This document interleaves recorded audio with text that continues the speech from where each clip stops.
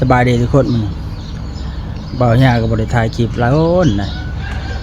ลายมือประมาณ4-5 วันก็เลยส่วนนี้ก็คอยมีเวลาทุกคนเลยวันนี้เบาหน้าก็มาถ่ายคลิปหลังจากที่ว่าเดี๋ยวเวียกเดี๋ยวงานได้ตั้งเสาเรือนเสาสารมันไม่เกี่ยวเบาหน้าก็จะไปทางปลาลินตัวบนท่านได้เห็ดยังหกอยู่สิไปไม้ดินไปไม้แลนหรือว่าดินข้างๆก็มันติดกันมาใส่ละหัวไว้มันเดียบร้อยนะก็สิมีเวลาขจิตทางหญ้าทางพวกใหม่ออกไปนั่งเพราะว่าดินตัวนี้ว่าท่านได้เห็ดยังมันเป็นก็จะหาของมาปลูกใส่ทุกคนไปทุกคนเจอกันอยู่ดินทีอันนั้นเด้อ ตอนนี้ก็มาหอดดินเลยทุกคนเดี๋ยวยางไปเบิ่งรักแดดนักเพียงเลยหาเบิ่งก่อนบูฮูอันสิอยู่วันใดนี่แต่เขาบอกมาว่าเบิ่งรักปูนเนาะ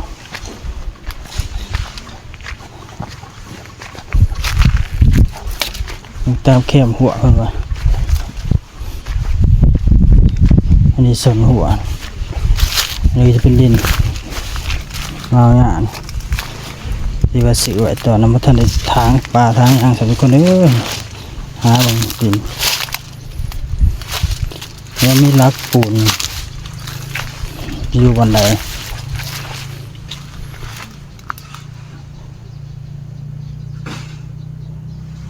โอ้โหวันเพียงเลยไม่ว่าน่าจะเพี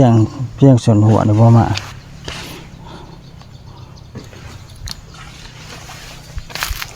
แล้วทุกคนพายางไปเบิ่งจำหัวเลยยางเบิ่งจำหัวดินว่าเนี่ยมันจะแบบหอดเพียงไหนไปคนไปยางไปลองสิว่าจะไก่ทำได้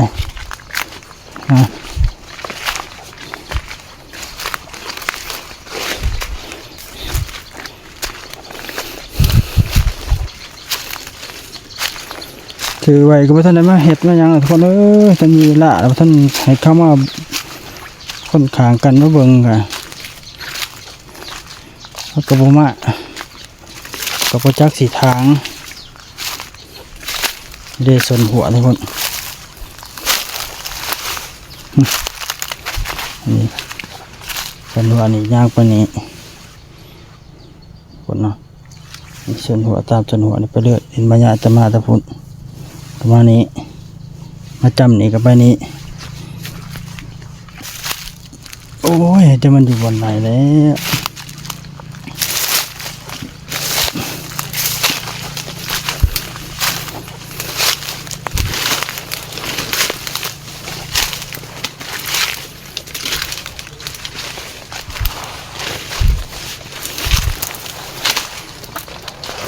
เดี๋ยวทุกคนก็ย่างไปตามเลยสนหัว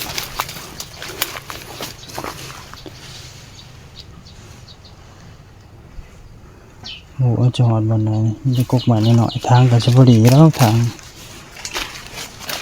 างสบายอยู่นี่แต่ว่ามันเป็น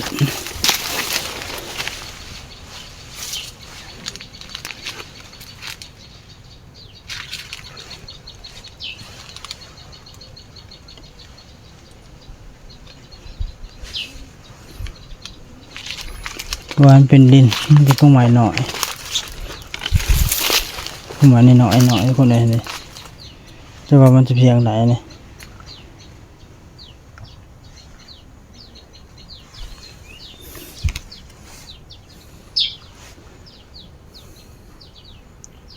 ไอ้จุดของดินมากก็ไม่มากแล้วไปจักสิเหตุไปจักสิทางวันนี้นี่แต่ว่าให้เบิ่งเงาอีกโอ้ยเบิ่งก็จักสิเหตุจะไหนเบิ่งก็จะเบิ่งทางไปจะได้ก็บ่ถือมุกถือใจก็ว่ากันอีกแท้เสียเหือเสียแห้งเข้าไปจะเสียติ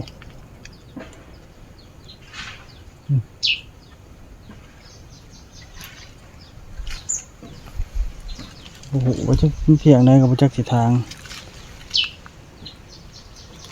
ทุกคนโอเคสำเร็จกันทุกคนเนาะแล้วมื้อไหน ทางจังสิมาอัปเดตลงให้เบิ่งใหม่ว่ามันเพียงไหนจะไปหาผู้บ้านนี่ก่อนหาไม้ลงดินหาเจ้าของเขาหาเบิ่งใหม่อีกคนเลยก็คือเดะฉันกับบเดะทุกเถื่อโอเคทุกคนพอจบคลิปกันเลยเด้อบายเจอกันคลิปหน้า